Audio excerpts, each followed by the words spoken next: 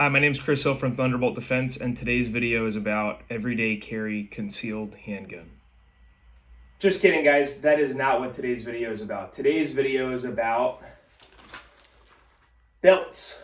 Okay, specifically duty belts, overt belts, battle belts, whatever it is that you want to call them. So, the type of belt that I use is a 2-inch Molly duty belt from Blue Alpha Gear. It has this cool inner belt that has a little bit of Velcro on it. We thread that through our belt loops, get it lined up the way that we want, and oops, let me actually need to scoot that over just a touch more. All right, and bang, I got my belt on. So I've been using an outer belt or a duty belt when I have something on like a plate carrier, or if I'm doing a rifle class or something like that. I've been using that style of belt for many years. I was actually one of the first people in my unit at my peer group and one step above and one step below that was using a belt pretty much all the time. So I had my originally my MTV on, and then it turned into the Eagle plate carriers, and I always had a sub belt. So what I did is I took the belt that is in the 782 gear, the web gear, the chest rig that they give you, whatever you want to call it. I took that belt out of the chest rig and I rigged it up with 550 cord, attached it to my flak, or attached it to my plate carrier, and I ran a speed reload off there. I ran, my medical pouch was on there. My drop pouch was on there. So I didn't like how everything sat up so high on the plate carrier. So if you look at my plate carrier now, basically when I put it on, you can see like the reloads and the admin pouches and everything sits pretty high, because that's where that's where your plate is supposed to be, right? And it's just a little harder to grab things fast, and then as you stack stuff on it, then it becomes hard to get into the prone. So I didn't like that, right? So I ran this sub belt, and originally the belt was even a little bit higher. There was even less of a gap here, okay? So I didn't have a pistol on that because we weren't issued a pistol at the time. This is like 2009 in the Marine Corps. I don't think anybody under E5 was even allowed to have a fucking pistol. That's a joke. I'm sure there are plenty of guys, but for the most part in the infantry units, we didn't have pistols. I didn't have to worry about that consideration. But my pouch, I had, like I said, a speed reload, I had medical, I had grenade pouches, I had, I think I had a clip-on night vision that I put on that pouch. I mean, it was 360. I had shit all the way around my belt. And it was a lot nicer because I didn't have it all stacked up on my rig, so when I would go get in the prone, or when I would move around, or I'd go in and out of vehicles, it wasn't as cumbersome, right? It spread it out a little bit more. Fast forward, and now we're kind of doing like the duty belt, battle belt thing. It's become a lot more common.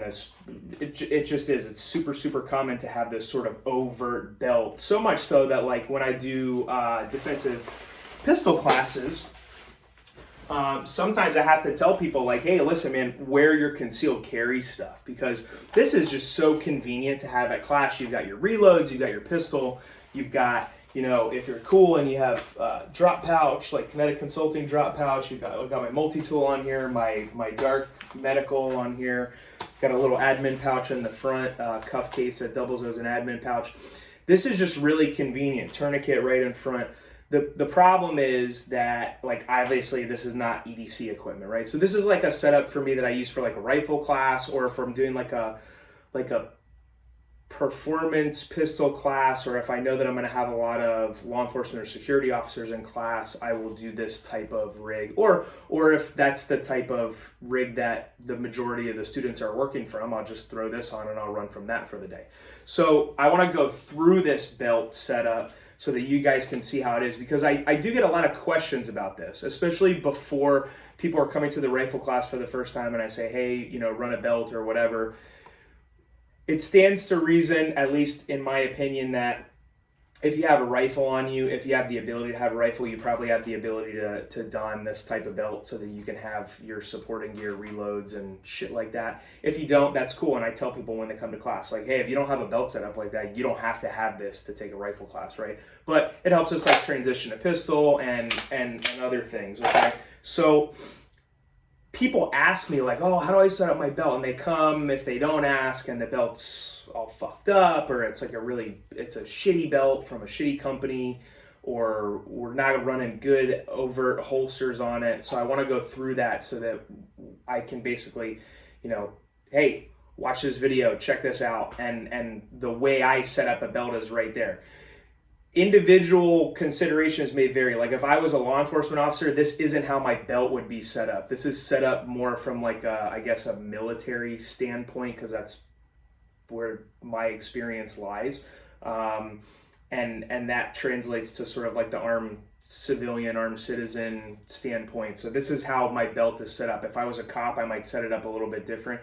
And there's even some things that can be done differently here that people might like, right? I don't want everything on my belt, okay? So I don't have every single bit of real estate covered with it, but I do have quite a bit of real estate covered with it. But let's start, we're gonna start right, and we're gonna go all the way around to the other side, okay? So first things first, I've got a Blue Force Gear handcuff pouch that doubles as a little admin pouch. So I can put little, like when I'm at class and stuff, I can put little site cards. I can put a little note in here to make sure that I'm covering the stuff that I'm going over, a little piece of paper, and make sure, hey, we're covering everything.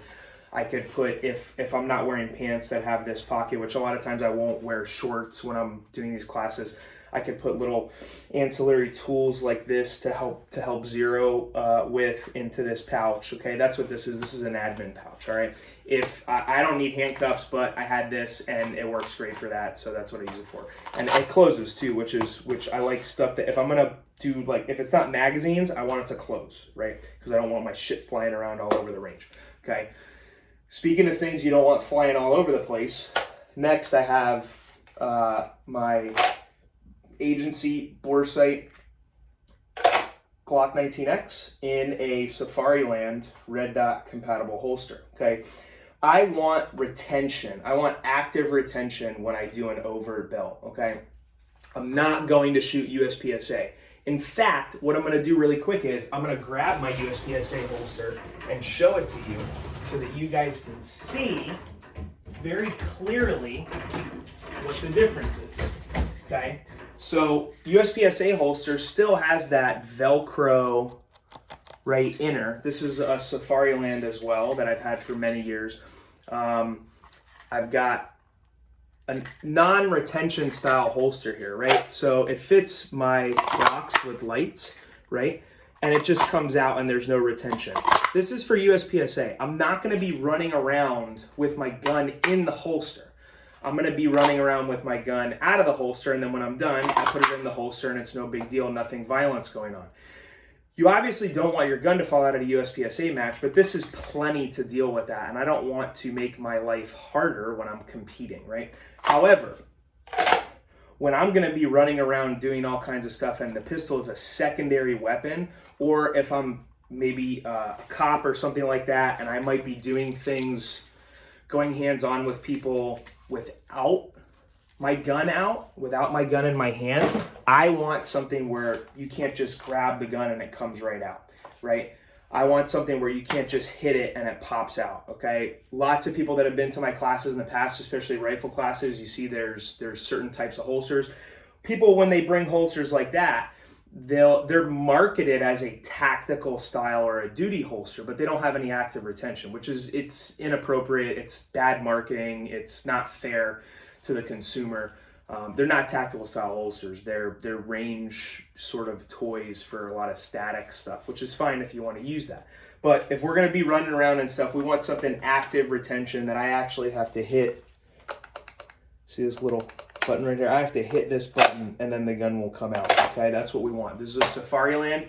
It's on a low ride UBL, and I have it also on what's called a QLS fork, so that I could switch from like my Glock to my SIG or whatever type of other duty holster, duty gun I want to run in this holster, right? We go back further, have a Dark Angel med kit, okay? I can reach this kit, okay? I can reach this kit with either hand. So if I become injured, right, and one of my arms is compromised, I can reach this. Okay, I can reach this. I can reach the tourniquet that's right here.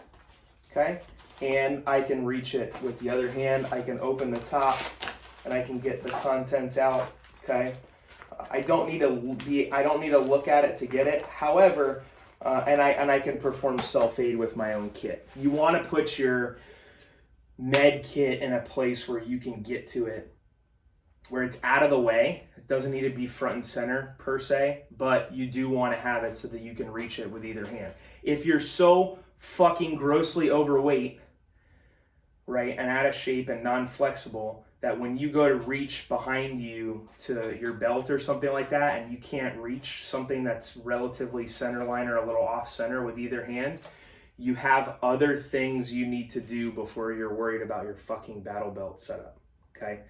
You need to fix that part, all right? So you want to be able to get it both sides, all right?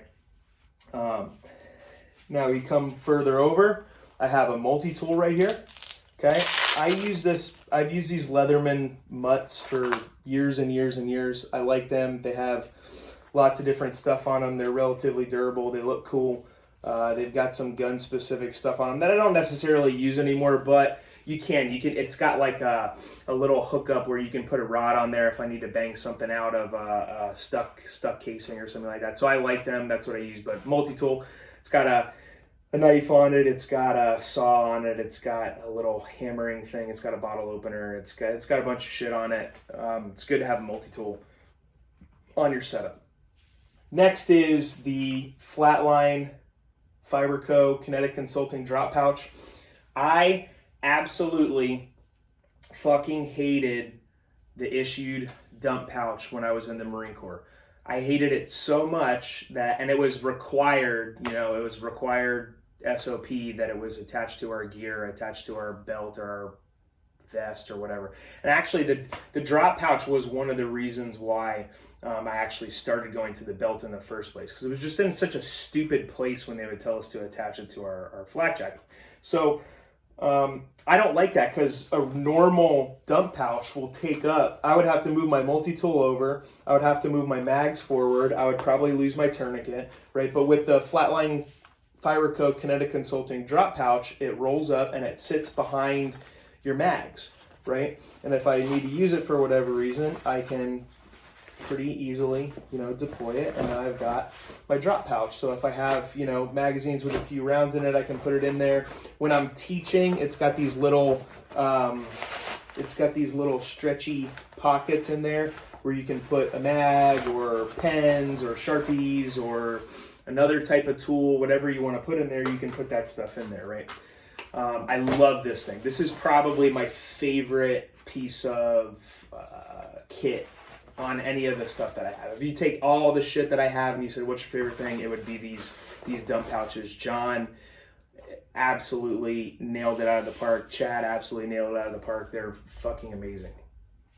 Next is my mag pouches. So I use the S-Tac Kiwi pouches, and they have these Kydex inserts in them, okay, that are really cool. And I'll show them to you. It's a little Kydex insert. All right. And what that does is makes it so that traditionally a soft pouch won't grab anything, right? It just goes in and it kind of sits there, and it'll have like a elastic, or like on the flak, you've got this loose thing, and then you have to have the elastic over the top of it, or it'll have a flap or whatever. Okay, you don't have to have that with the Kiwis, and these are for emergency reloads. Now the pistol pouches are for if you're reloading your pistol when you're off this. I mean, you're in a real shit sandwich. It's obviously going to be an emergency reload. But this is my one. I have one rifle magazine on here because that's my emergency reload. And what I do is I'll take my if I do that reload, I do my thing, and then I have time to unask my gear. I'll then take a full mag from my vest, and I'll plus up this empty pouch. Now we'll get a full mag from my vest. Okay, so this always is ready to go for the emergency reload, and the emergency reload always comes from here. That's what we're trying to work with, ideally. Okay, that's how this is set up. The last thing on the belt is going to be this Blue Alpha Gear tourniquet holder. It's got a little spot for a Sharpie that my Sharpie is missing. I probably need to put it in there. And then it just fits like a cat tourniquet or whatever. I have a cat tourniquet in here. I use cat tourniquets and soft T wides, I think is the other one that I use. Let me actually look at the label. I always forget. But yeah, soft T from TacMed Solutions. I like these for like EDC and stuff because they pack a little flatter, but they're a little bit harder to put on single-handed. Okay, so I use the cat tourniquet up here because these are easy to put on one-handed. I can, again, medical stuff. I can grab it with my left hand. I can grab it with my right hand. Okay, that's what we're looking to do. We're looking to have everything on here be accessible, right? And sturdy and staying in one place. We don't want it all over the place. We don't want to take these belts and like put them over with no Velcro inner belt and there are some people that run them like that, and that's fine, but if you get 2 hours into a class doing that shit, it's going to start chafing, it's going to start fucking you up, you're going to start moving it around, it's going to move around, your gear's going to be in different place, you're going to look like shit, you're going to feel like shit. Okay, so that is the stuff that's on this Blue Alpha Gear belt, and that's a lot of stuff. Okay, and we've got I like this about the Blue Alpha Gear. Some of the other belts out there do that, but this is the only one that I've seen that they don't always do a Cobra buckle. So the Cobra buckles are like the metal ones. The metal ones are sometimes not the best for me because if I drop my rifle and I have my rifle sitting here rubbing on this metal all day, it'll kind of fuck my rifle up. Now, I don't mind fucking my rifle up, but just from a standpoint of not scratching the finish off and creating possible corrosion issues, or maybe the gun rubs on the Cobra buckle and then makes it shiny, or I shoot my Cobalt, which I also go to dealers and demo, so I don't want to run in there with a gun that's all looking all fucked up.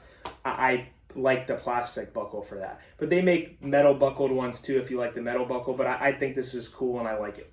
All right, so this is the Blue Alpha Gear 2-inch Molly duty belt with the plastic buckle, and that's all my stuff on it.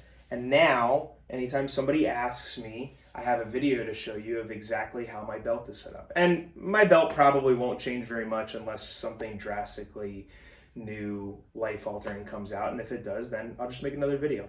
Thanks for watching. I'm Chris Hill with Thunderbolt Defense. Have a great day.